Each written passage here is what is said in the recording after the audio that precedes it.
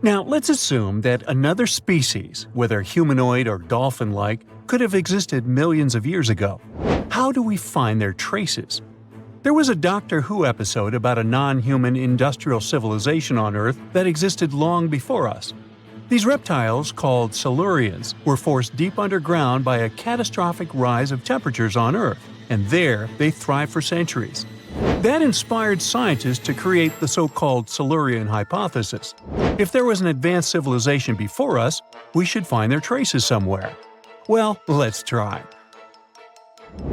Climatologist Gavin Schmidt and astrophysicist Adam Frank decided to dive into this themselves. Like us, any technologically advanced civilization would be hungry for energy, so they looked for global effects that would leave a widespread mark.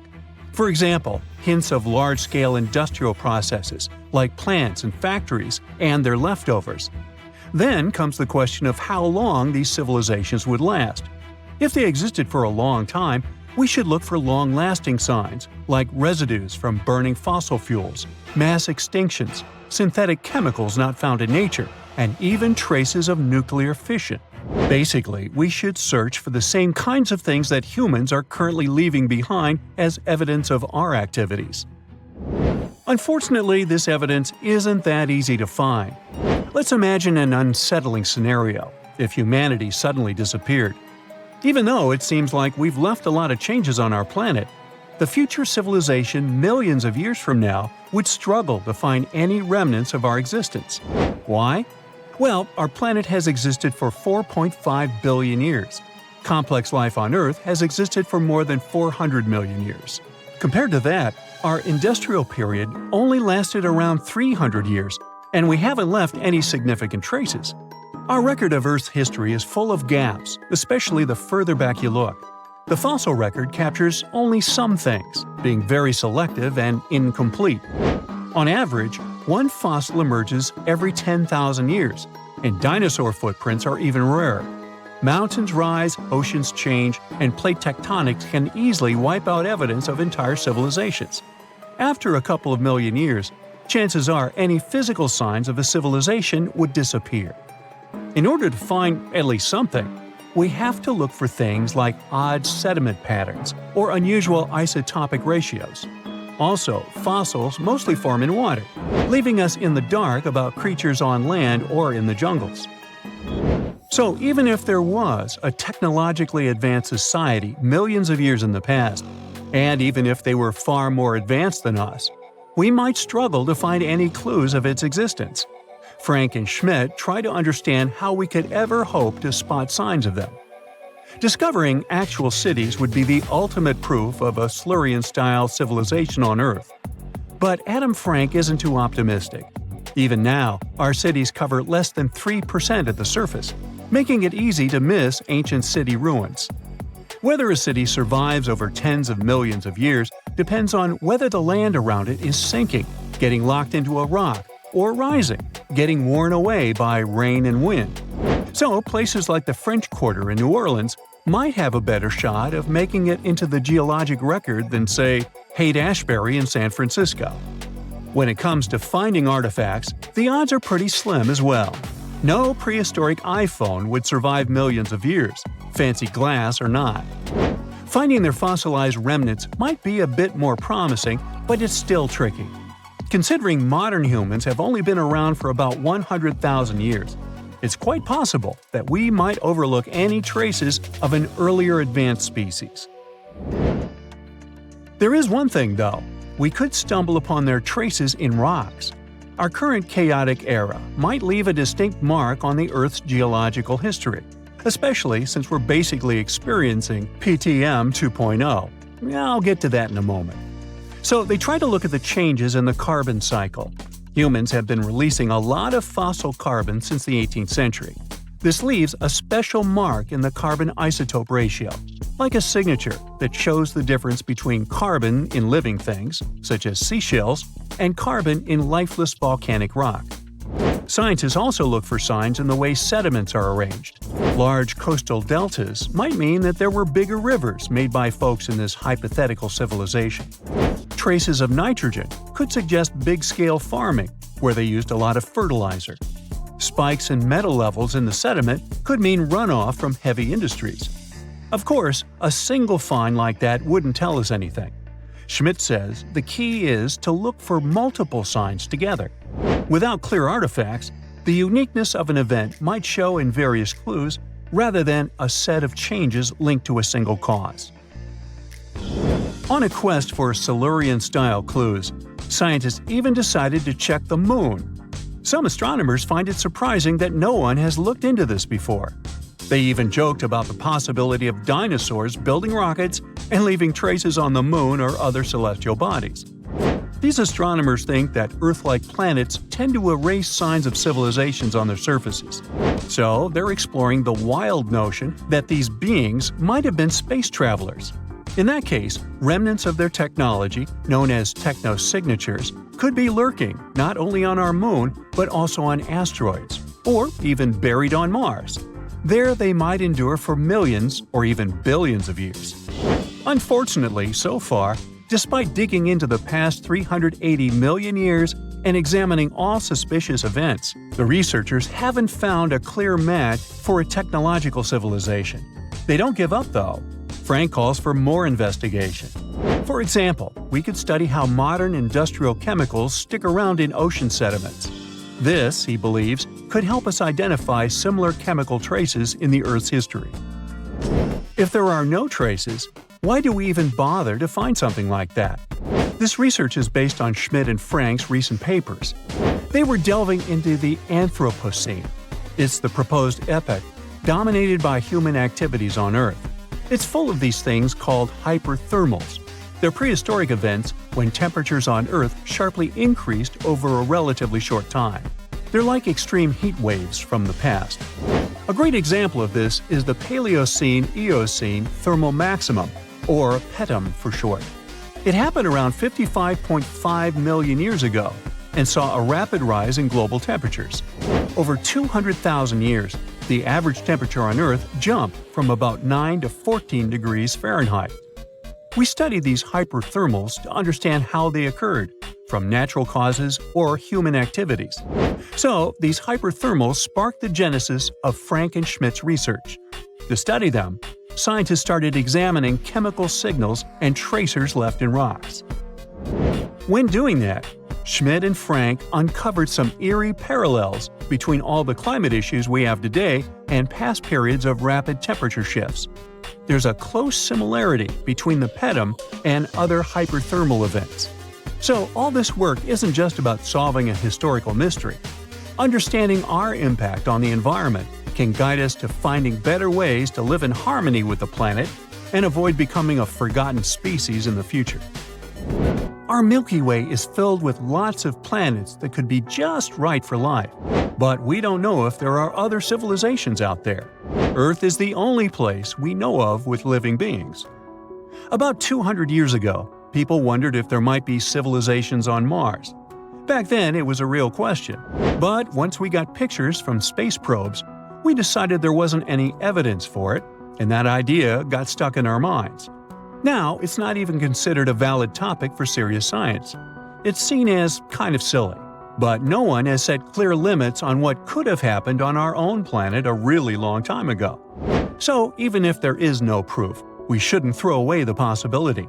Don't forget, it took humanity a while to recognize dinosaurs. Maybe Silurians are just patiently waiting for their time. At some point in its long and very interesting history, our dear planet Earth was sort of snoozing, just doing its planetary thing, spinning around the sun. And then, bam, life starts getting fancy. Plants and animals start strutting their stuff, showing off their complexity. Fast forward a bit, about 65 million years ago to be exact, and a cosmic disaster strikes. Or at least that's what we presume. An asteroid probably smashed into Earth, wiping out the dinosaurs and other big animals.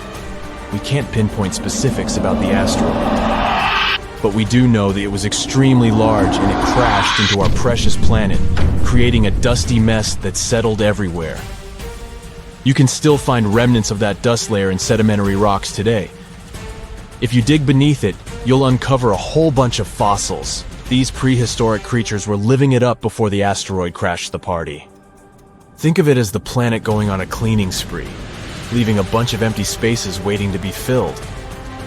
And guess who took the opportunity? Mammals! These furry little critters were the ones to rise to fame. But why is it that this disaster became such a great opportunity for mammals?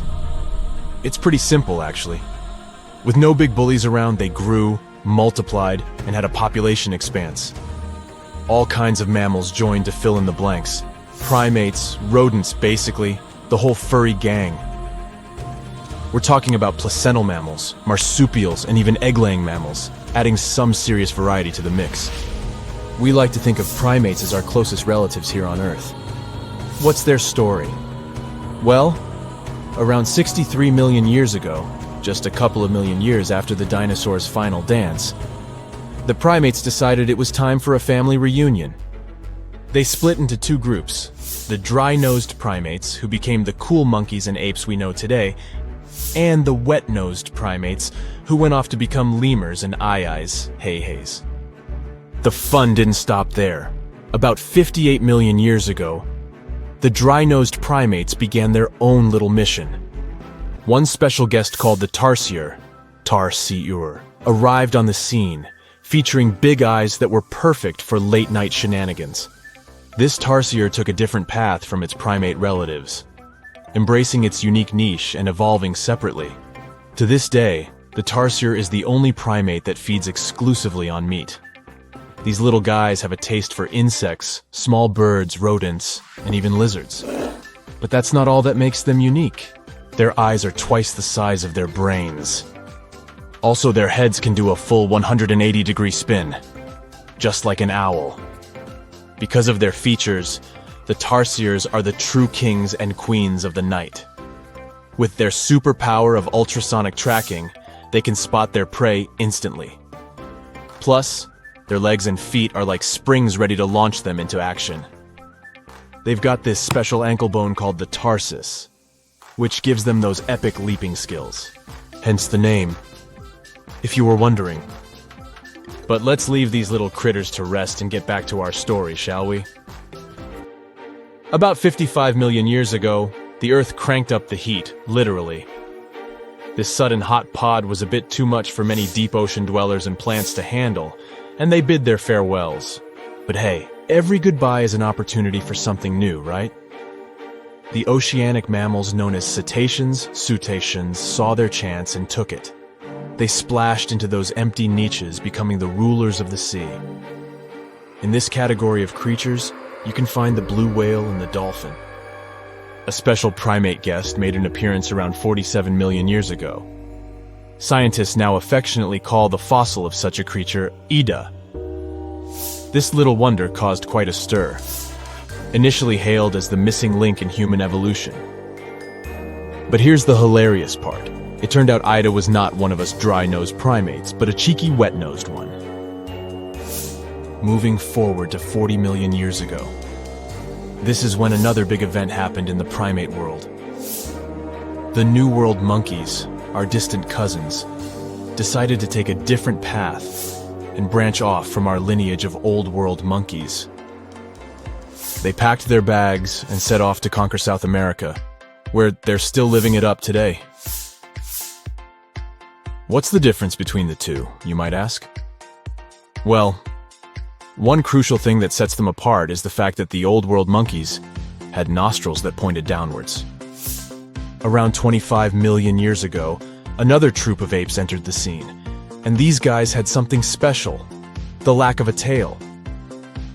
These unique creatures would go on to become our closest relatives. We're talking apes and great apes, the cool gang who share a whole lot of genetic similarities with us. The first ape to break free from the monkey madness was the gibbon. About 18 million years ago is when this little acrobat swung into the picture.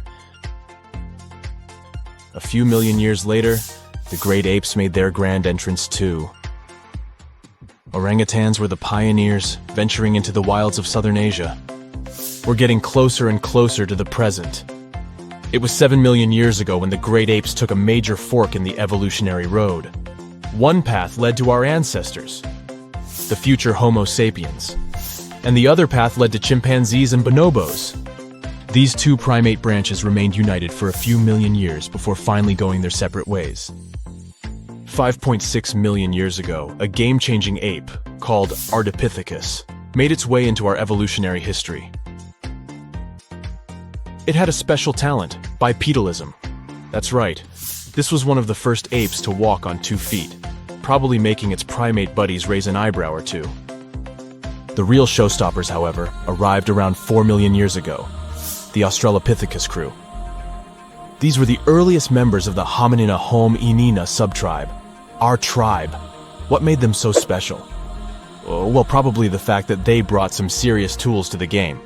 Stone tools, to be precise. It seems that at some point in their evolution, these clever primates started using stones to make their lives easier. Now here comes a crucial turning point in our story. About 2 million years ago, our ancestors faced a food shortage. Survival of the fittest was the name of the game, and 2 strategies emerged. Group 1 went for stronger jaws, allowing them to chomp on tough foods like nuts. Group 2 had a different idea. They opted for weaker jaws, but bigger brains. They wanted access to a wider range of food options. Obviously, the bigger-brained group took the prize. And here's where our gang comes into play.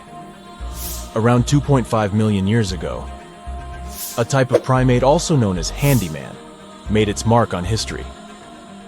These clever beings had larger brains and knew how to put those neurons to good use. About 1.9 million years ago, a new star emerged, Homo erectus.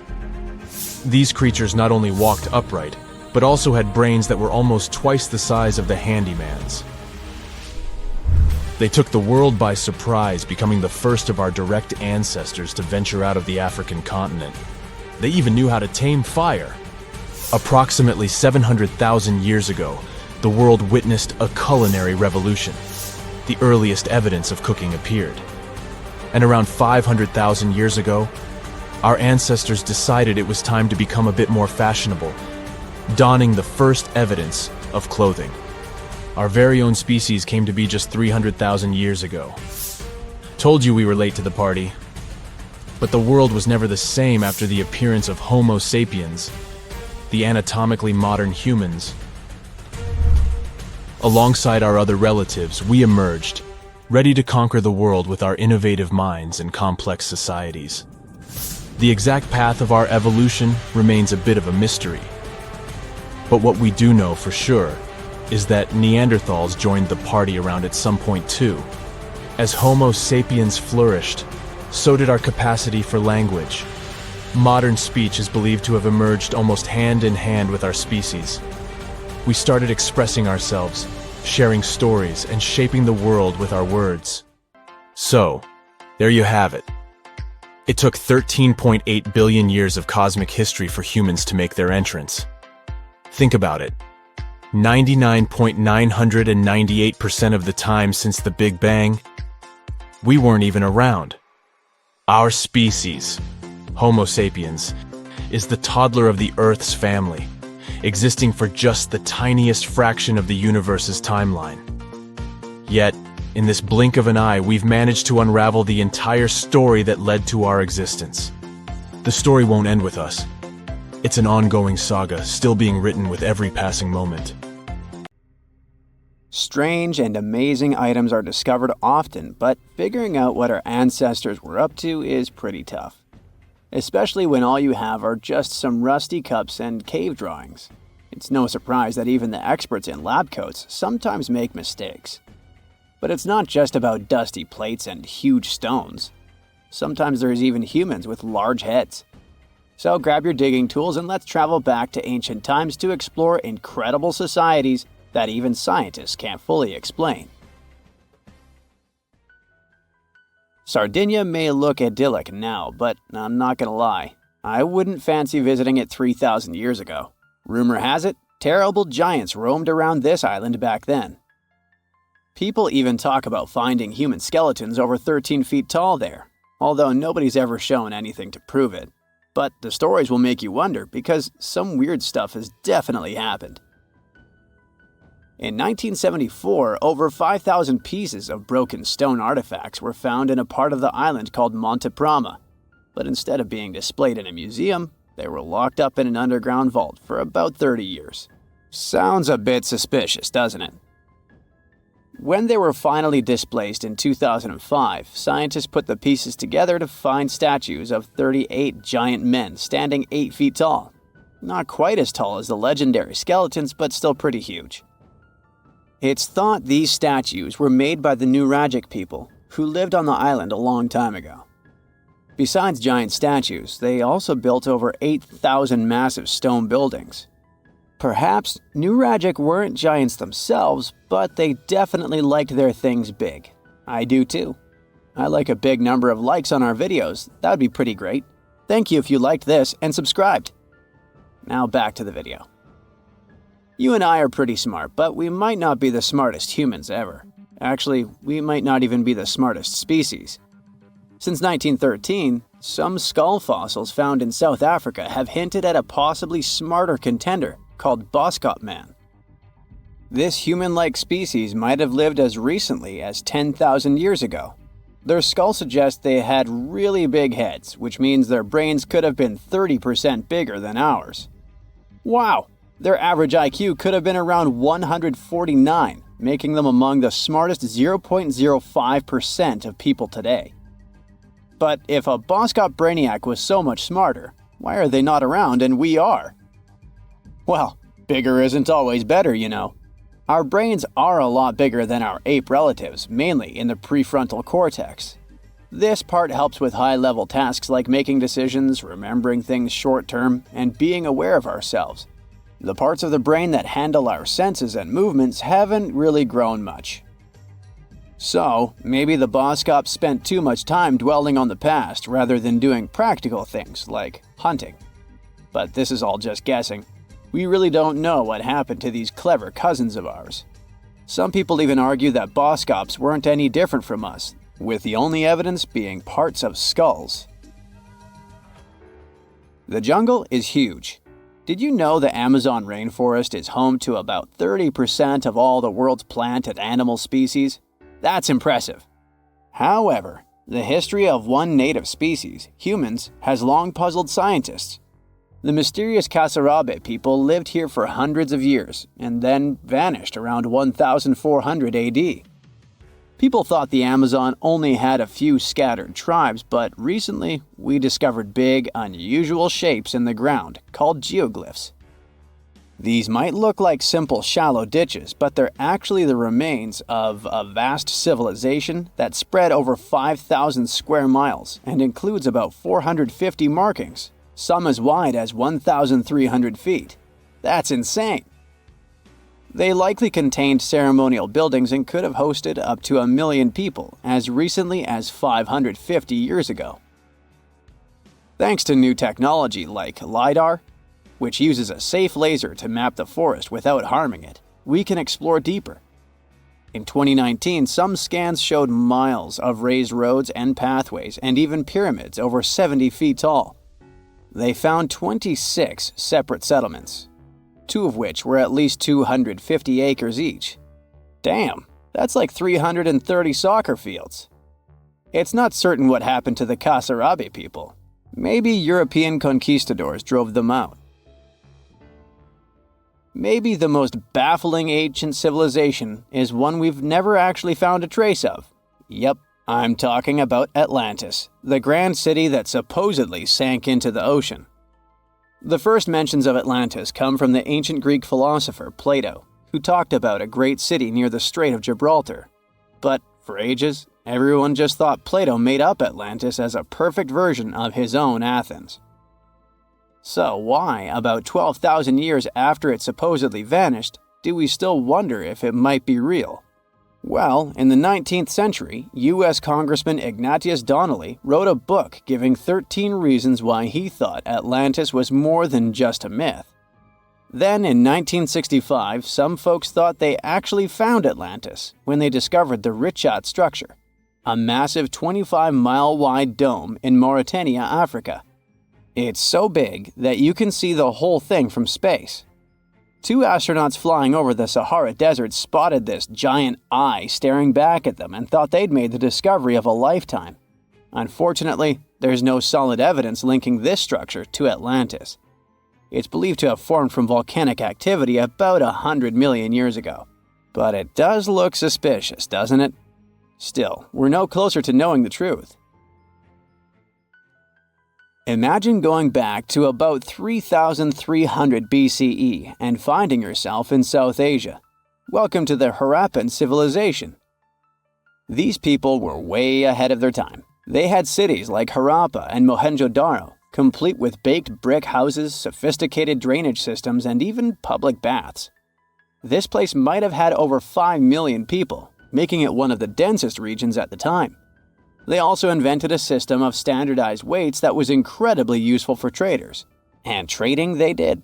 These people had connections stretching all the way to the Middle East, thanks to their great skills in metallurgy. They even had a form of ancient branding. The seals were used to stamp clay on trade goods. Despite being so advanced with a thriving urban life, there's a whole bunch of mystery shrouding their language and script. We've got bits and pieces of their writing, but no one's deciphered them yet, even with all the technology we have today. We also still don't know how exactly their society worked. It looks like they didn't flaunt their social status as much as other civilizations. No grand palaces or massive monuments. Instead, their largest buildings might have been granaries. They sure were practical. Unfortunately, all good things must come to an end. Around 1800 BCE, this bustling civilization started to decline, possibly due to shifts in river patterns. As the environment changed, the Harappans packed up, moving towards more hospitable lands. Ever heard of the Minotaur? The beast with a bull's head and a man's body, hunting the bravest travelers in a massive maze. Well, this wasn't just any old tale. It was one of the most popular dramas of the ancient world. And it was inspired by this place, the island of Crete. The Minoans lived here during the Bronze Age. They had stunning palaces, amazing frescoes, and a culture so rich it still fascinates historians to this day. They built places like Knossos, which was so complex with its multi-story buildings and elaborate hallways that it might have inspired the whole labyrinth myth. Their engineering was so ahead of its time that even their drainage systems were more advanced than what many of us have today. Let me know in the comments which of these stories you find the most fascinating, and thanks for watching. Before we get into the reason why and how there are pyramids all around the world, let's talk about some of the examples. I'll start with the Pyramid of the Sun in Mexico. These folks really knew how to build a city. Their well-planned urban center spanned over 7 square miles and boasted several pyramids. But the Pyramid of the Sun is the most impressive. This giant pyramid was built way back in 100 CE and is one of the biggest structures of its kind in the whole Western Hemisphere. It's so big that it's 216 feet high above the ground. If you ever find yourself in this ancient city, you won't be able to miss the Pyramid of the Sun. It's right there on the east side of the Avenue of the Dead, the city's main north-south street. To build this incredible pyramid, around 1 million cubic yards of material were used, including a special kind of red volcanic rock called hued tizontal. Impressive, huh? We don't know too much about the people who built the Pyramid of the Sun or its purpose. But archaeologists believe there was once a temple on top of it. When explorers went below the pyramid in the 1970s, they found a bunch of cool tunnels and chambers. In 2011, they even found a secret stash of clay pots, obsidian pieces, animal bones, human figurines, and a mask. Who knows what other secrets the pyramid is hiding? If you decide to see this one, you must climb the pyramid using the 248 uneven steps on the west side. Watch your step. Sudan got some pyramids too. Nubian pyramids aren't as big as the ones in Egypt, but they still got around 200 of them. These ancient pyramids have been home to the tombs of the pharaohs of the Meroitic Kingdom for almost 1,000 years, who ruled Egypt from Nubia to the Mediterranean Sea. The pyramids at Meroe were constructed using granite and reddish sandstone. Oh, and did you know that Sudan has more ancient pyramids than Egypt? The Kushite pyramids depict the indigenous architecture and burial traditions of Nubia's Napata and Meroe kingdoms, which ancient Egypt influenced. Meroe, the burial site of over 40 queens and kings, is the most extensive Nubian pyramid site. The tomb walls depict mummified royals bedecked in jewelry, their wooden caskets containing bows, quivers of arrows, and other artifacts pointing to the Meroitic relationship and trade with Egyptian and Greek civilizations. So if you're looking for some ancient tombs to explore, you may consider skipping the crowds in Egypt and heading on down to Sudan. Let's fly to Iraq to see some more pyramids. Ziggurats have fancy receding layers and tiered temples. Instead of a smooth exterior, it has tiers like a cake. Perfect for all the important work and rituals that went on inside. You can find these towering structures scattered throughout Iraq and Iran, and they're a real testament to the power and skills of the people who built them. One of the biggest and most impressive ziggurats is the ziggurat at Ur. It's basically a giant rectangular pyramid that stands a whopping 70 to 100 feet tall, with 3 levels of terraces and a temple on top. Can you imagine how many baked bricks it took to build that thing? Try 720,000 for just the lower portion. This particular ziggurat was built for Sumerian king Ur-Nammu. Similar to other ones, this pyramid has been around for thousands of years, so it got a little rough around the edges. Thankfully, the Babylonian king Nebuchadnezzar II and some archaeologists came to the rescue in the 6th and 20th centuries respectively. And now, you can find this near Talil Air Base.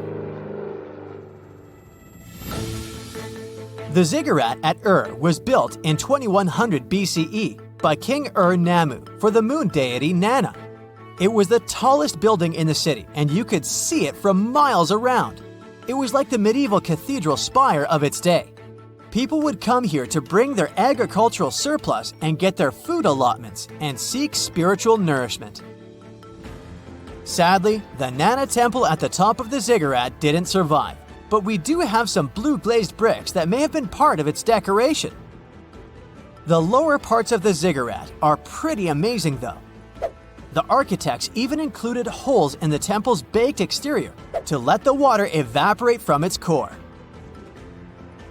Since we explored some of the pyramids on our planet, let's take a broader perspective. They can be found in many parts of the world. Egypt has over 100 pyramids, double that number in Sudan, and dozens of others are scattered in the Middle East and China. The Americas have the most pyramids in total, with more pyramids than the rest of the world combined. These pyramids are located in Mexico, Guatemala, Honduras, and El Salvador. Time to know more about the evolution of pyramids through history. The oldest pyramid is in Egypt. This pyramid was a step pyramid, which was created by placing one layer of stone on top of another. The pharaoh Sneferu is credited with creating the pyramid shape we recognize today. During his 45-year reign, he built 3 pyramids. His first 2 attempts failed, but he finally got it right with the Red Pyramid, which is considered the first true pyramid. It was Sneferu's son, Khufu, who built the Great Pyramid of Giza, which was the tallest human-made structure on Earth for almost 4,000 years. Latin American pyramids are similar to early Egyptian step pyramids, but they were built independently, with no knowledge of each other. The pyramids in Sudan were built around 700 BCE and are tall, but much narrower than those in Egypt. How in the world did all these civilizations build these things without even texting each other? After all, the Aztecs, Mayans, and ancient Egyptians were about as different as possible. But despite their cultural differences, they all seem to agree on one thing. Pyramids were pretty cool. Step pyramids are all around the world because they were the most feasible and stable way to build large and tall structures without access to lighter building materials like wood and metal. The triangular form with a square base is the best way to build a sturdy structure, and having a cube structure would require more material for less height. Now, when it comes to pyramid design, the Egyptian pyramids were like giant triangles with a square base, smooth sides, and a pointy top. On the other hand, the Aztecs and Mayans went for a tiered cake look, with steps leading up to a flat platform on top. So, while all these pyramids share the same basic shape, they have their own unique flair. Each group built its pyramids using different materials, techniques, and slope angles. So while they may have been inspired by each other's work occasionally, they were just doing their own thing. Egyptian pyramids had smooth, angled sides that were designed to help the pharaoh's soul ascend to heaven. The Pyramid of the Sun was built over a series of caves that served as a passageway for the deities. The Maya built the temple of Kukulkan in Chichen Itza to honor the deity Kukulkan, usually represented by a serpent. Nicknamed El Castillo, it has 91 steps on each side, plus a platform. That's 365 steps, one for each day of the Mayan calendar. Tell me, Brightsiders, how were pyramids built? To begin with, humans made them, not a foreign race from space that landed on Earth. You see, one thing that all pyramids have in common is that they were built without advanced tools or even the wheel. It took a lot of people to build them, including skilled laborers and architects. For example, it's estimated that 20,000 people built the Great Pyramid of Giza, and it's believed that most of them were skilled laborers. Building pyramids was a massive undertaking that required years of planning and effort. The Great Pyramid at Cholula, Mexico, took 600 years to complete. A comfortable abode with a gorgeous view of the Mediterranean Sea will serve as a perfect rain shelter. Well, this is what a real estate advertisement might have looked like for Neanderthals 100,000 years ago. Welcome to the weird and wonderful caves you could live in, or not. Of course, back then, neither real estate and advertising had been invented yet. Never mind the fact that Neanderthals couldn't build houses and often lived in caves. Yet, one of those caves looks an awful lot like a residential building. It's situated inside a high limestone cape called the Rock of Gibraltar. If the Neanderthals had had an economy, the caves inside this rock would have cost a bundle. Navigators discovered it in 1907. They just spotted a big hole inside the fortified rock. For many years, scientists have studied this place and found some traces of Neanderthals. They discovered ancient tools in the cave and bones of old animals. But the coolest thing was, they found 4 caves inside the rock. It was like a residential complex. Neanderthals lived alongside neighbors and helped each other hunt and fish. They created feather decorations and painted abstract drawings on the walls. Imagine our ancient predecessors hanging out in these caves 100,000 years ago. And now, scientists hang out there and study the primeval past of Neanderthals in detail. At the end of 2021, archaeologists uncovered a gap inside one of the caves leading to an unknown tunnel. They crawled through this hole and opened a new space under the cave roof. This place has been closed off from the outside world for over 40,000 years. And it seems it was one of the most prestigious apartments in the entire mountain complex. It has high ceilings with ancient stalactites. The ruined stone curtains divided the apartment into several rooms. Scientists also found the remains of ancient animals and scratches on the walls. It seems that Neanderthals had never lived here, but they used to visit this place. Archaeologists found the shell of a sea snail called dog whelk. One of the Neanderthals brought it here for some reason, but the primary owners of this place were hyenas. These caves show that Neanderthals were closer to humans than to monkeys. They had a way of life and even some customs. There's still a lot of work ahead, and scientists hope to find new rooms inside this rock. Meanwhile, in 2003, archaeologists discovered another early dwelling on the Isle of Flores in Indonesia. Among the green jungle, they found a cave with ancient tools. At first, everyone thought the human ancestors lived here, but then scientists discovered an unusual skeleton of an adult.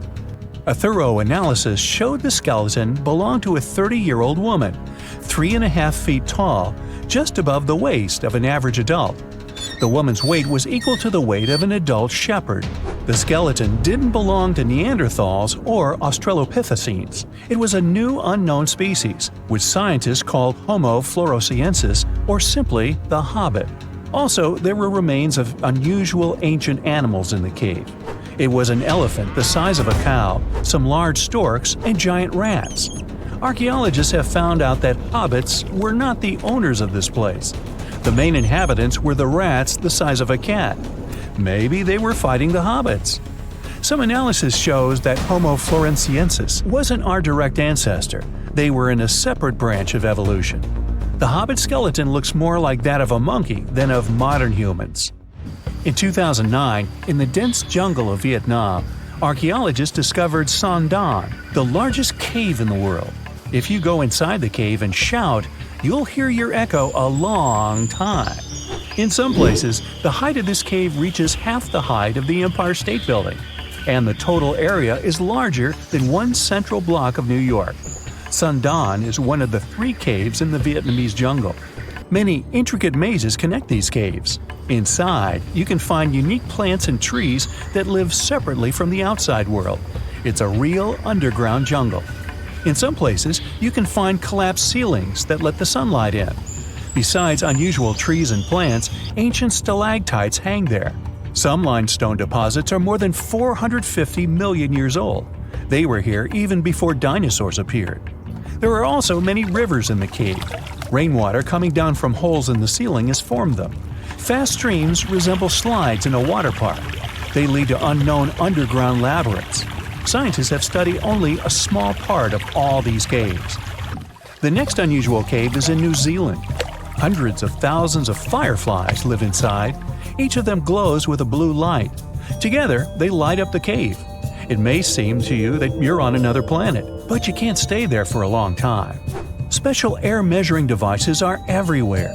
Scientists monitor the level of carbon dioxide necessary for the normal existence of fireflies. These insects are sensitive to the environment. If there are many people in the cave, or they stay there too long, the park staff will ask them to leave the place. It's like you're literally stealing oxygen from the fireflies. We've seen some pretty amazing caves so far, but how about a scary one? We're going to the desert of Yemen's Al-Mara province. What we're looking for is not a cave, it's just a black hole in the ground, right in the middle of the desert. It's big, the size of a basketball court. It's not its size that could scare you, but what's inside. Scientists are still not sure what it is.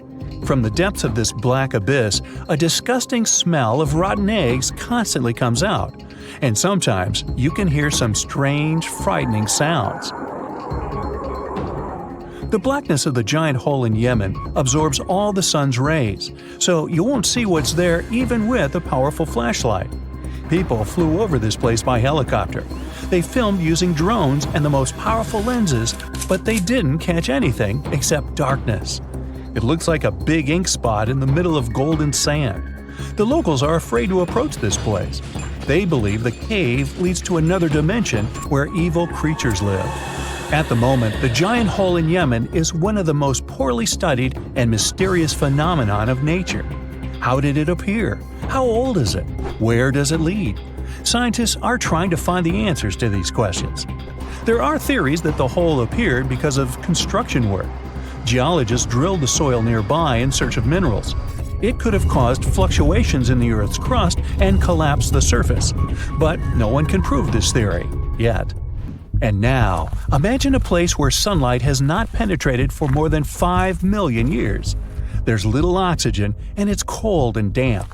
Still, life is born in this place, not only microbes and bacteria, but also something bigger. The living conditions in this cave are very different from the usual ones, so in a sense, this cave is like another planet. It's the Movile Cave in the southeast of Romania, near the Black Sea. The entrance is a small hole in the ground. Inside, a tunnel leads deep below the surface. The levels of hydrogen sulfide and carbon dioxide are above normal inside the cave. The air here is half as much oxygen as on the surface. People can't be here without an oxygen mask, but other creatures living here can. The cave is home to 48 species of living organisms. 33 of them are unknown. Here you can meet some unusual insects, white snails and white spiders, millipedes with huge whiskers, transparent shrimp, and unique species of leeches. They all live here thanks to the little bacteria autotrophs. They absorb carbon dioxide and release food particles. Bacteria feed on it. Other larger organisms feed on these bacteria, and some bigger organisms eat those little ones. In the end, everyone gets food. In this cave, evolution has created a biological system separate from the rest of the world. On October 30th, 1759, the inhabitants of the Middle East were jolted awake by an earthquake. Cracks appeared in the walls of their homes, roofs began to crumble. People ran out of their homes and gathered in open areas, but because of strong shocks, they kept losing their footing and falling. A month later, there was another earthquake, but it turned out to be even stronger. Trees broke, houses collapsed, deep cracks appeared in the ground. The disaster lasted for 2 minutes. Oases, roads, and cities were destroyed. Incredibly, Baalbek's ancient buildings withstood earthquakes. Some historians state that this majestic and mysterious place was built during the Roman Empire, but many researchers disagree. Whatever the truth is, the city is one of the main archaeological phenomena of humankind. The most amazing building of Baalbek is the Temple of Jupiter. The inhabitants of the Roman Empire believed that Jupiter held power over lightning and thunder. The building looked like a platform with 54 columns. A massive roof rested on these columns. Today, you can only see 6 70-foot-high columns. Each of them consists of 3 sections and resembles a pencil. The cores of these pencils were made of lead. This made the columns exceptionally strong. Each of these pieces of stone weighed an incredible 80 tons. That's the weight of 35 Ford Explorer SUVs. Look, this is the largest block in the Great Pyramid of Giza. But compared to the blocks from Baalbek, it doesn't even look that impressive. The foundation under the Temple of Jupiter was preserved. That's how specialists figured out it consisted of about 25 monolithic stones, weighing 450 tons each. It means that the blocks from Baalbek weigh almost 4 times more than the blocks from Egypt. There are 3 more enormous limestone blocks in the foundation. They weigh 800 tons each. This is more than twice the weight of a Boeing 747 plane. Ancient builders must have had a hard time carving such giants from a piece of stone. And after that, they also had to pull them to the construction site and lift them to a significant height. Repeating these logistics would probably turn out to be a nightmare for present-day builders. To do this amount of work, they would need modern equipment. But Baalbek's constructors didn't have trucks, cranes with circular saws, or electricity. How did the builders of the past manage to do this? Scientists have a theory that includes ropes, winches, and lever systems. Naturally, the engineers of the past made all the gadgets from wood. Around 3,000 feet away from the ruins of the temple complex, there's a quarry. Archaeologists suppose that's where the stones for the construction were cut. They found a block of limestone there. It seemed to be too large, even for this incredible place. The monolith got called the Stone of the South. It was 65 feet long and 13 feet wide. The ancient builders didn't have time to completely separate it from its mother rock. A group of scientists from Austria estimated that this piece of limestone weighed more than 1,000 tons. That's like 3 Boeing aircraft or 160 African elephants. There was another surprise awaiting the archaeologists near the Stone of the South. It was the second monolith that weighed more than 1,200 tons. But the ancient builders didn't stop at that. They continued to work. In 2014, in the same quarry, German archaeologists unearthed a block that weighed 1,650 tons.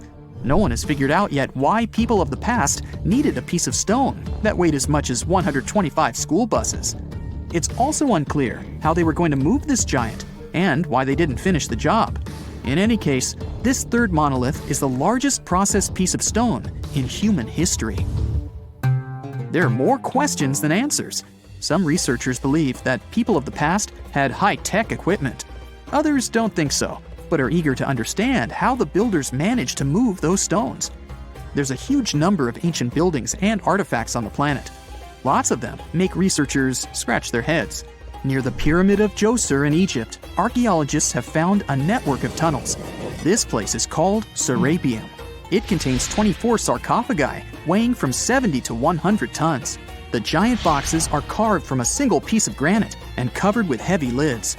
The sarcophagi are perfectly symmetrical. To the touch, their walls are as smooth as glass. Even with the current level of technology, this is very difficult to do. But the ancient Egyptians managed this feat. The Lycurgus cup is a priceless artifact and example of ancient nanotechnology. It's made of glass that can change its color. If you put a source of light in front of the cup, it turns green. If the light is behind the goblet, it becomes deep red. In this case, the figure of Greek king Lycurgus turns pale purple. Scientists understood how this color change worked only at the end of the 20th century. Through microscopes, they saw nanoparticles of silver, gold, and copper. They had been added to the glass matrix. Thanks to this, you can observe a color change called dichroism. Interestingly, the gold and silver were grounded into a fine dust. It's almost impossible to do this by accident. Most likely, the ancient experts knew for sure what they were doing. Bolivia has a curious place called Puma Punku. It looks as if an ancient giant played there with an enormous construction set. And after the game, they forgot to put the pieces back into the box. But there are no giants, and the huge stone blocks were carved by ancient builders over 1,500 years ago. Some of the rocks weigh 100 tons. The blocks were brought to an altitude of almost 13,000 feet above sea level from the quarry 60 miles away from the construction site. There's no forest in that area. This means the builders couldn't use trees to make wooden rollers. The monument belongs to the Inca civilization. Scientists are sure they didn't know anything about wheels. In 1992, the inhabitants of a Chinese village decided to drain a pond. Their ancestors had been using it to wash clothes and catch fish for hundreds of years. They kept pumping the water out for 17 days. At the bottom of the reservoir, they made an unexpected discovery. The villagers saw an entrance to a cave going down to a depth of 100 feet. The incredible find was named the Longyou Caves. Unknown builders carved out 320,000 square feet of galleries. There are separate rooms, bridges, pools, and columns that support the ceiling. The walls of the cave are covered with strange carved lines and patterns. Scientists haven't found any information about who built the caves and why they did it. The construction technology also remains a mystery. Antonio Stradivari lived in Italy in the 18th century. He created musical instruments. More than 600 of his works have survived to this day. 500 of them are violins. One of the instruments was sold at auction for $16 million. The violins made by this master sound clear and deep. Researchers can't understand why Stradivarius instruments produce such unique sounds. Perhaps it's all about the varnish the master used to cover the violins. The answer may also lie in the wood the instruments are made of. In those days, Europe had a cold climate. Because of this, the wood became denser, and the instruments made of it sounded especially pleasing to the ear. In the Indian city of Delhi, there's a 23-foot-high pole. It weighs 6.5 tons and is made of 98% wrought iron. The 1,600-year-old pillar has no signs of rust or decay. Scientists believe that the monument is so well preserved thanks to the dry weather and the chemical composition of the metal. It might be resistant to corrosion. And still, researchers don't know how the blacksmiths managed to make an iron pillar that's not afraid of rust. It seems like a tough feat, even for modern metallurgists. The Al-Nasla rock is divided into two parts by a perfectly straight slit. Each boulder stands on a small pedestal. Some people believe this is the evidence of ancient laser technology. But geologists think the split happened due to the ground shifting or natural vibrations that occurred under the rock. This process led to the appearance of the crack. It had been deepening for thousands of years, and gradually, the natural monument took the form you can see today. Now, how about some surreal hidden places to check out? Grab a flashlight and your backpack, and bon voyage! The trip starts in the mountainous country of Switzerland. You travel to the town of Waltensburg in the eastern part of the country. It's raining and it's very cold, but you still make your way to the bottom part of a mountain, where your first adventure awaits. After climbing up high in the mountains, you see a strangely shaped castle. To get there, you must walk up an extremely narrow pathway. Don't look down, you think to yourself. You tighten the straps of your backpack and manage to walk along the pass. Standing at the door of the castle, you really can't believe what you see. A 13th century fortress built entirely of stone. Today, all that is left of Krafenstein Castle is mainly its ruins, but their condition is good enough to get an idea of what the place looked like back in its glory days. You take your time to explore the castle inside, but honestly, this place gives you the chills and you're ready to move on. The next place on the list is Turkey. A plane and then a car ride later, you arrive in the city of Çorum in the northern part of the country. On the outskirts of Çorum, you find a valley filled with old, overgrown mountains and see the beginning of the trail you're about to hike. The way is extremely steep, but it leads to a secret door carved in the mountain. Congratulations! You've just arrived at Kapilikaya. The huge door is a massive arched stone that blocks the entrance to a hidden building. Experts think it has existed since the 2nd century BCE. Unfortunately, the huge door won't open, so what's hidden inside is a mystery today. It's guessed that there is a room inside. Some locals say there's a treasure hidden there too, but until today, no one has managed to enter the place to check. Okay, it's time to get moving before night falls. Next, you get the unique opportunity to travel to Ethiopia. Wandering around the city of Lalibela, you stumble upon a huge pit carved in the ground. You approach it carefully, and soon enough, you see a magnificent terracotta building, so richly detailed it leaves you mesmerized. But that's not all. There are 10 other pits just like this one, hiding King Lalibela's 12th century buildings. All 11 constructions are different from one another, yet share a similar recognizable style. They were hand-carved over the span of 24 years, only with the help of chisels, which is unbelievable given that these buildings are up to 50 feet high. That's about as tall as 5 African elephants stacked on top of each other, if you could do that. This unconventional way of construction made them entirely monolithic, meaning they were carved out of just one gigantic piece of rock. Pretty impressive, huh?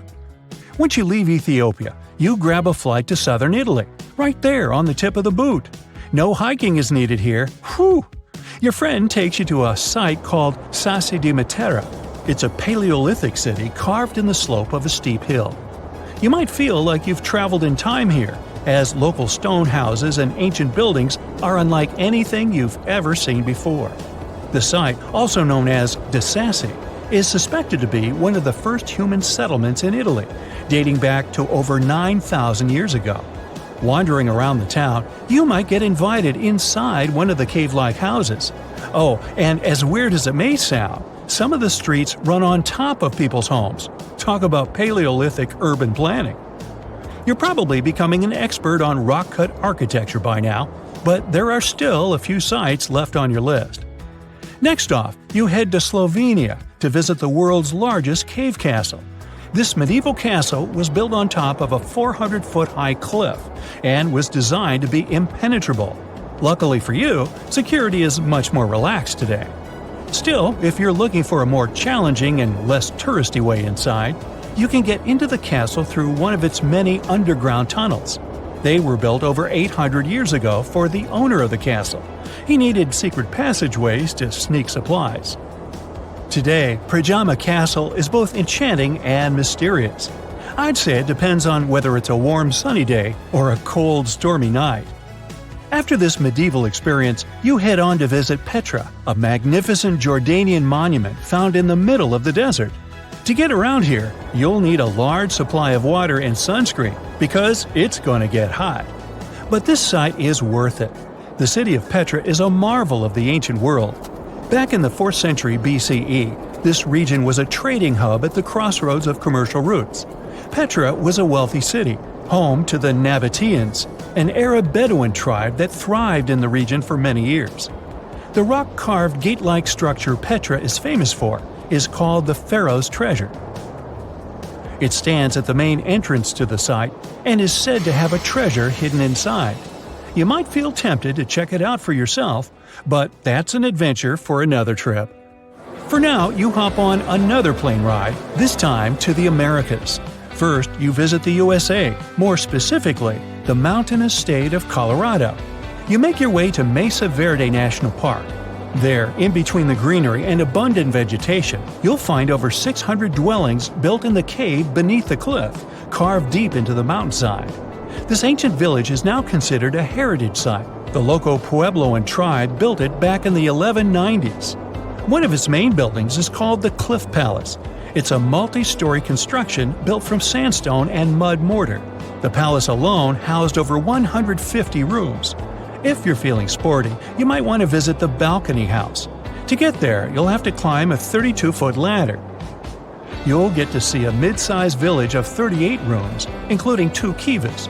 Those are traditional chambers that were built by the Puebloans for ceremonial purposes. Still in the U.S., you make your way to the hills of South Dakota. You're there to visit one of the world's most impressive human-made sculptures on Mount Rushmore. What's so mysterious about this place, you might ask?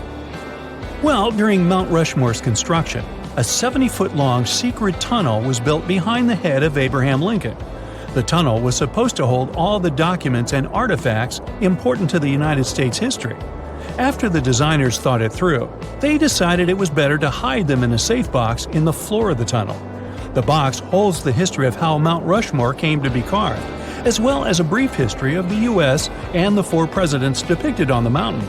Amazing, right? Now, you're headed down to Machu Picchu, a South American site hidden between the Peruvian mountains. Machu Picchu itself is already a mystery. Researchers still don't know why or even how the ancient Incan civilization managed to engineer the stone-built citadel all the way back in 1450 CE. To get there, you must endure a 3-day hike, reaching the impressive altitude of 8,000 feet above sea level. Or you can get a train, but that's no fun, right? You're here to check on a relatively new discovery. Back in 2010, French engineer David Crespi was taking measurements of the Inca ruins when he noticed a door he had never seen before. It was sealed off by stones. He went back to the site a few months later with an electromagnetic scanner. The scanner, which could detect objects behind walls, showed there were copious quantities of metals behind that sealed door. The researcher contacted the Peruvian authorities requesting to remove the rocks, but they didn't authorize it. As of today, the door is still locked. Whew, this trip was long, wasn't it? Make sure to get some rest, Indiana Jones. On September 16th of 2023, without warning, the Earth began to hum. A low, strange vibration reverberated through the crust. This set off seismic alarms all across the globe. For 9 days straight, the planet was pulsing with this horrifying rhythm, and scientists had no idea what was going on. Meanwhile, the total disaster was happening in Greenland. It wasn't an earthquake. They knew that much. They could tell it by the rhythm. Since we all live on giant tectonic plates, they constantly move and slide on magma like icebergs on water. Sometimes, as they move, they can rub against each other or collide or break. In any case, all this causes an incredible release of energy that sends shockwaves through the ground. That's when we feel the ground literally shaking, and it's what we call an earthquake. These vibrations we feel are called seismic waves. Seismometers pick them up as pings or rumbles. In a typical earthquake, they create a bunch of different frequencies. It's a crazy chaotic mix of low and high frequencies, like smashing every piano key. What was weird about the Greenland event is that the signals weren't like that at all. It was a steady, single-frequency vibration, as if some ancient machine was stirring beneath the Earth. It's like one piano key being struck over and over, creating a doom-like, repetitive sound. Turns out, what they were hearing wasn't the noise of tectonic plates going wild. It was a phenomenon seismologists had never seen before. The days passed, and the mysterious noise just kept going. The vibrations repeated every 90 seconds, echoing around the world. The hunt for answers was growing more desperate. Seismologists had no idea what they were dealing with. They had to gather a huge international team of 68 people from 15 countries. All these scientists were gathering seismic data, satellite images, and doing some advanced math for several days, until they finally realized who the culprit was. Water. It all happened in a remote, desolate region of East Greenland. This place is full of fjords, narrow inlets of the sea between high cliffs, kinda like deep water-filled valleys surrounded by towering rocky sides. In this area, surrounded by jagged peaks and icy waters, the air was still. The landscape seemingly frozen in time. Nothing here changed much for years. Until one day, a colossal landslide has unfolded in the Dixon Fjord. One of those steep mountainsides towering over the fjord at almost 4,000 feet high collapsed in a massive landslide. Picture a huge chunk of this mountain crumbling and crashing down into the fjord below. This sent a deluge of rock and ice crashing into the water. The impact was just apocalyptic. 882 million cubic feet of debris. That's enough ice and rock to fill 10,000 Olympic-sized swimming pools, or 10 Great Pyramids of Giza. And all this nightmare hurled into the water with such force that it kick-started a tsunami about 360 feet high, taller than the Statue of Liberty, into the air. What's crazy is that this incredibly powerful wave was trapped in the fjord by narrow cliffs, unable to escape. It's like water sloshing in a closed bathtub. For 9 days, the mega tsunami continued to churn through it. That's why we heard this endless hum. It was a rhythmic back and forth of the water slamming against the walls.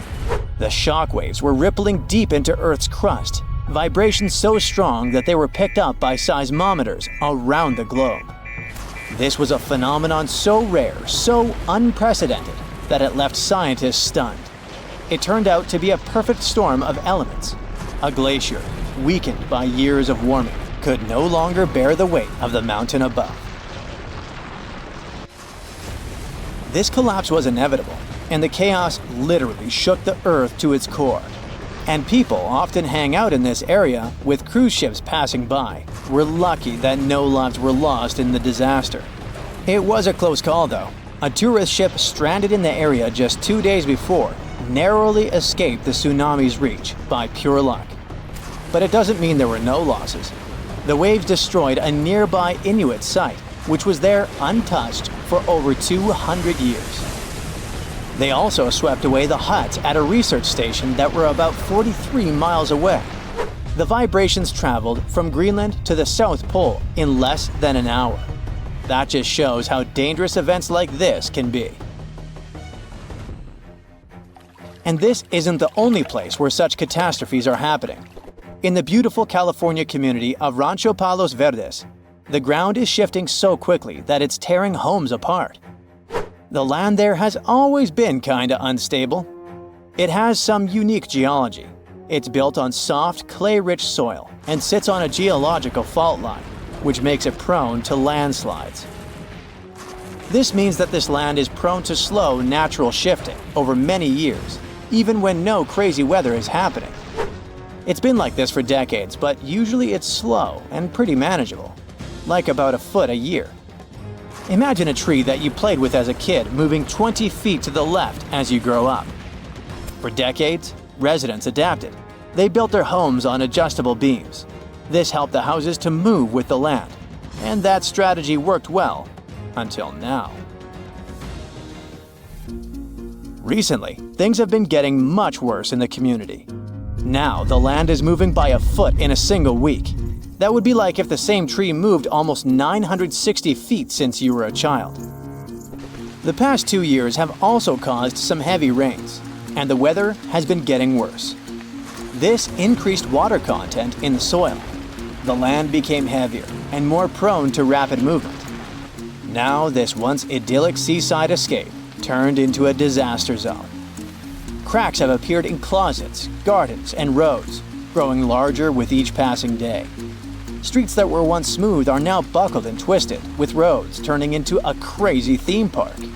Houses that once stood firm are being ripped from their foundations, some of them split in half. One of the houses had its front door 8 feet off the ground.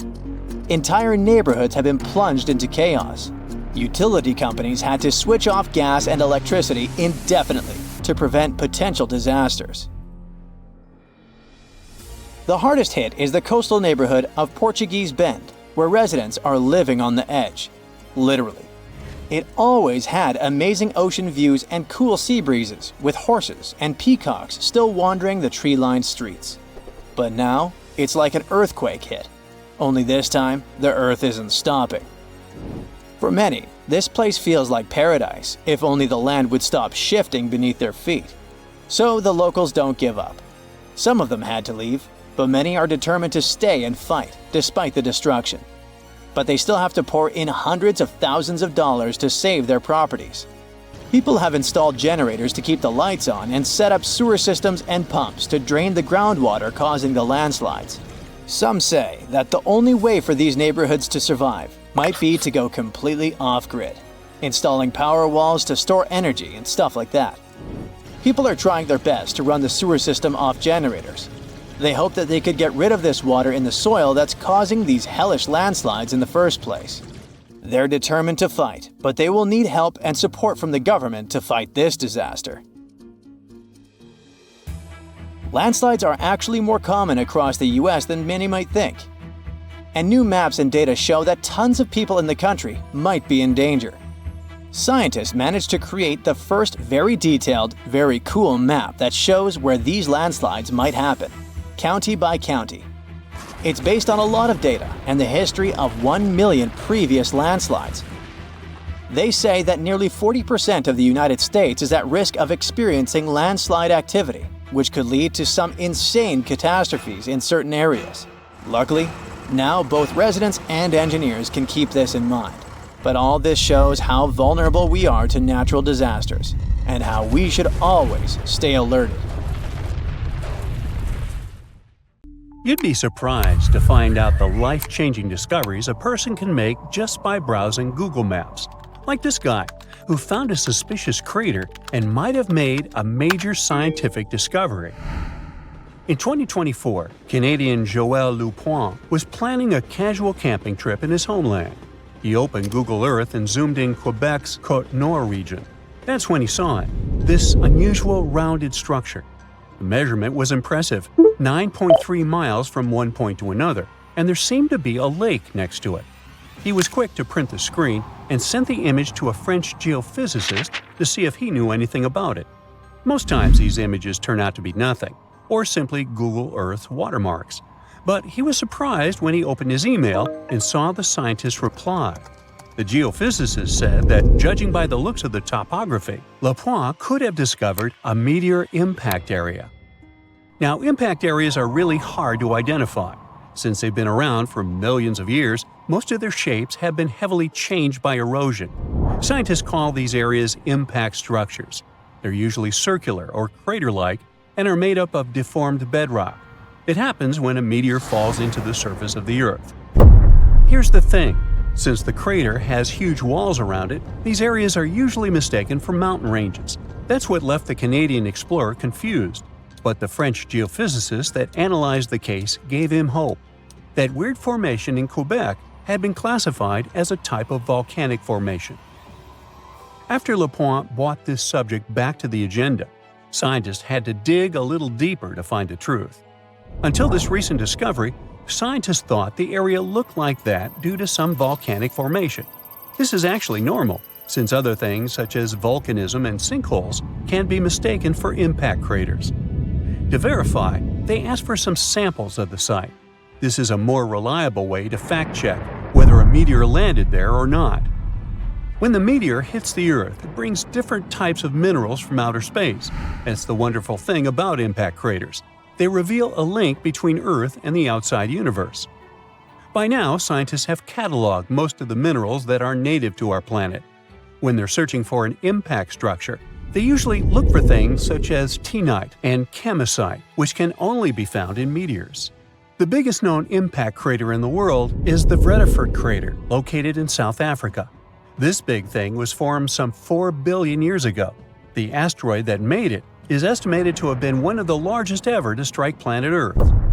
When the researchers got the results of the site back in Canada, they did confirm that it contained zircon, a mineral that tends to show areas of impact. There's no way to guarantee that LaPointe really found an impact crater, but scientists are organizing a research mission over to the area just to make sure. If it turns out that it really is an impact crater, that's pretty huge news, since the last discovery was made in 2013. Another one of these mesmerizing discoveries came from a 15-year-old boy. William Gaudry was also a Canadian, and for some reason loved looking for long-lost Mayan cities. Different from the previous story, William had an intention and a research methodology. He had studied many books on Mayan civilizations. He believed that Mayans built their cities in relation to the stars in the sky. So he opened a book and mapped all the cities that have already been unearthed. And that's when he noticed something important. There is an area in the Yucatan Peninsula in Mexico where archaeologists have unearthed 2 Mayan cities. But on the constellation map, there are 3 stars. He thought to himself, could this mean there is a lost city waiting to be discovered nearby? William Gaudry is known to be a science genius and has even won an award for this constellation theory. When he noticed that a 3rd city was missing from the 23rd constellation he was examining, he began to search Google Earth for satellite pictures that could help him solve this mystery. Advances in satellite tech have shed new light on long-lost Mayan cities such as Tikal. Located in the heart of the Guatemalan jungle, Tikal is believed to have been the capital of the ancient Mayan Empire. He had hopes, so he reached out to a friend inside the Canadian Space Agency to verify what he had found. Since he had already won awards for his research, he had friends in high places, and that's when things got interesting. According to the images, there was a large square area on the border of Mexico and Belize that looked like the remains of a city. William took the images to a remote sensing expert. They studied the images thoroughly and concluded that the area could be housing 30 buildings and even a large pyramid. William named the new city discovered as Mouth of Fire. However, his theory was very much contested inside the archaeological community, and many Mayan experts worked to debunk William's findings. Experts say that constellation theories are too unscientific. Renowned anthropologists and astronomers said William's methodology was an act of creative imagination. Still, a 15-year-old teen almost found a long-lost Mayan city, which is pretty exciting if you ask me. What about these tiny dots that appeared on images of Google Earth? These strange spotted circles were found in the middle of the Algerian desert. A YouTuber browsing on Google Earth found these circles and discovered that people had been debating over their origin for years. He thought they were a glitch from satellite images. There are dozens of them, stretching for miles and miles in a straight line. They're far away from any town, road, or human activity, making it hard to understand if it was man-made or just a natural phenomenon. To settle this mystery, he interviewed the people who took Google Earth's pictures. He found out they were 100% true. The circles were there in real life. They appear in multiple pictures from multiple years. Now, at first, he guessed they were the result of oil activity. Algeria is a rich area for natural resources, so this made sense. To find out if the area is worth extracting, companies usually undertake seismic surveys. They're a way of analyzing the Earth's surface by sending shock waves into the ground. Depending on how these waves bounce back, you'll know what is located underground. There was another possibility.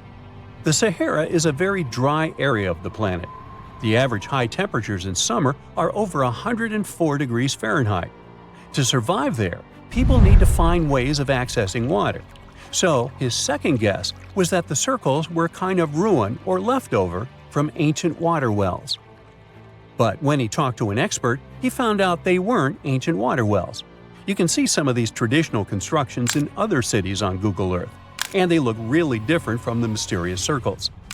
He decided to travel over to Algeria to find out the truth. He drove 99 miles into the heart of the desert, and when he gets there, he sees it, a huge crater dug on the sand surrounded by 12 smaller holes. It kind of looked like the ancestor of a modern clock. There, he found something he couldn't spot on Google Earth: thin metal wires. When the curious YouTuber and his teams started to dig in the sand, they found old dynamite and some sardine cans. Apparently, they were hiding the truth. The Sahara Circles, as they were famously called, were not the historical leftovers of seismic surveying. Back at the time when these circles were made, this technology didn't even exist, but they were sure related to oil exploration. The dynamite holes were an ancient method of oil searching, and the sardine cans? Well, they were left by the workers who were exploring the region. Another Google Earth mystery solved. You're flying over the Sahara Desert in a small, light aircraft when you spot something truly weird. It seems to belong to a very different part of the world, the ocean. But what ocean can be huge enough for this monstrous sea star to dwell there? You descend and realize that it's not a sea star. It's a towering dune with a pretty unique shape, and it's not alone. From afar, these magnificent sand structures look a bit like pyramids. They have pointed tops and radiating arms. Called star dunes, they're the most complex and largest desert dunes in the world. They're the tallest of their kind, but that's not the coolest thing about them. Researchers have found similar formations on Mars and even on one of Saturn's moons, Titan. Star dunes aren't super rare, but they're especially widespread in southeastern Morocco near the border with Algeria. That's where you're flying at the moment, and the breathtaking dune you're marveling at is Lela Lalia, probably the most famous of them all, a giant 330 feet tall. Scientists believe that it formed in less than 1,000 years. How about doing some research to find out more about these unusual formations? There, I see a great spot for landing. Star dunes got their name because of their multi-armed shapes. They form in areas where winds change direction throughout the year. But even though you can find them in different places on our planet, there is just one confirmed star dune in the rock record, the collective record of Earth's development reflected in preserved rocks. The star dune in question is in Scotland, and it's ancient, from about 250 million years ago. That's all we know about super old star dunes.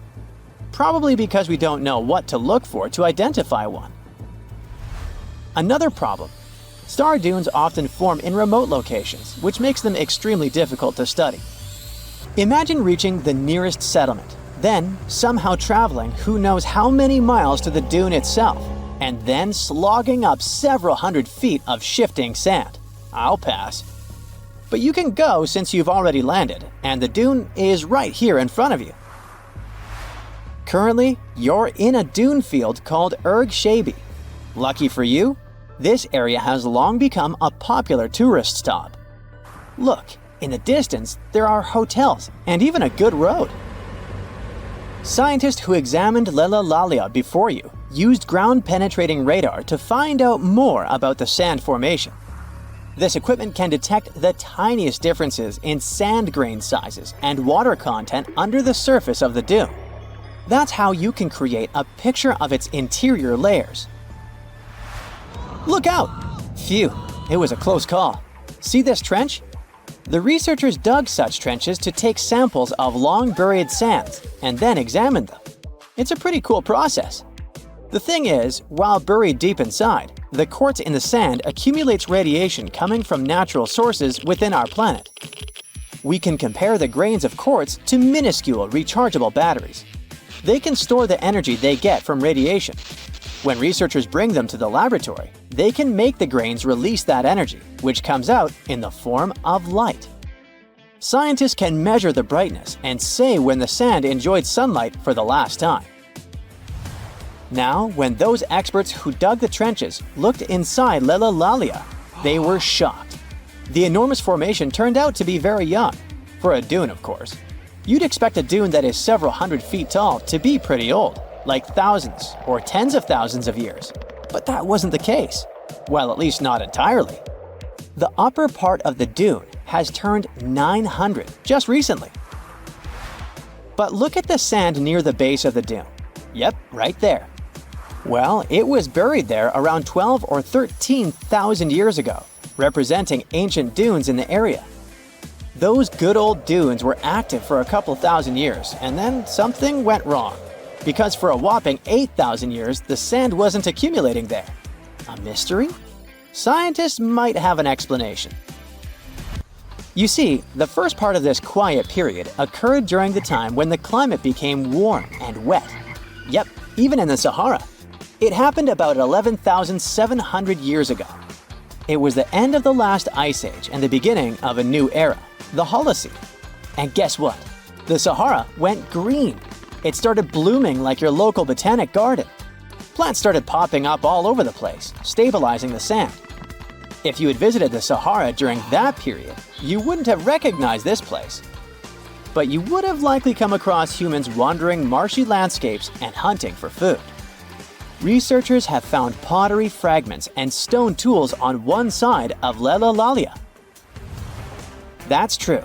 As sand dunes form and then shift throughout their lives, they swallow and protect ancient remnants of life. Just dig well enough and you might find something that will provide you with a window into the past. It can be ancient fossils, anything from fossilized shells and corals to prehistoric plants. Those can offer precious insights into the history of our planet and the living beings once inhabiting certain regions. Now, it might come as a shock, but in the Sahara Desert, scientists have uncovered well-preserved marine reptiles and fossilized fish within the layers of those ancient sand dunes. They are the remains from the time when the Sahara was covered with a sea millions of years ago. Anyway, it's time to leave that ancient paradise if you want to survive. 4,000 years ago, the wet period came to an end, and the Sahara dried out again. Interestingly, our dune didn't begin building up right away. For some time, sand probably blew through but didn't accumulate. Or the dune could have started growing in a different location. And it's a valid theory since scientists have discovered recently that Lelalalia shifts around 1.6 feet every year. It also accumulates about 6,400 tons of sand every year. Now, if you've been inspired by your dune trip and are now eager to explore more of them, I've got some unpleasant news for you. Unfortunately, although there might be star dunes locked in sandstones around the globe, they're super tricky to detect. The problem is, dunes are huge, but they lack a single distinguishing feature. So you'd really need large exposed beds of rock if you want to get a wide enough view to identify a star dune. On the bright side, there surely are places where it might be possible to do such research, but you should be ready to know that it might be just a set of various features that look like other dunes. But if you combine them, you'll say, it's likely to be a star dune. Comment below if you'd like to go on a trip in search of a star dune. Meanwhile, we'll continue our journey. You decide to have some rest and start climbing down the side of the dune. That's when you begin hearing it. Terrible, haunting sounds. Are there ghosts nearby? Worry not, you're safe. You might have heard of a phenomenon called singing sands. As you walk down some sandy slopes, you disturb the grains of sand. They rub against each other, producing friction that creates those eerie melodies. With each step, the sand beneath your feet comes alive in a ghostly choir of whistles and whispers. The sounds range from low hums to loud, high-pitched wails, as if an otherworldly symphony is echoing through the dunes. But of course, scientists have their own very practical explanation, attributing this phenomenon to the right atmospheric conditions combined with the unique size, shape, and moisture content of the grains. Now you've almost made it all the way to the bottom of the dune, but beware of slip faces. When a sand dune reaches a certain steepness, it develops a slope. That's the very slip face I was talking about. This slope is usually on the leeward side of the dune and sheltered from the prevailing wind. Sand grains start accumulating on the windward side, slowly creeping along the dune's gentle slope. At one point, they reach the top. Gravity takes over and they start sliding down, triggering a cascading effect. It looks like a miniature sand avalanche, and I wouldn't want to end up in its way.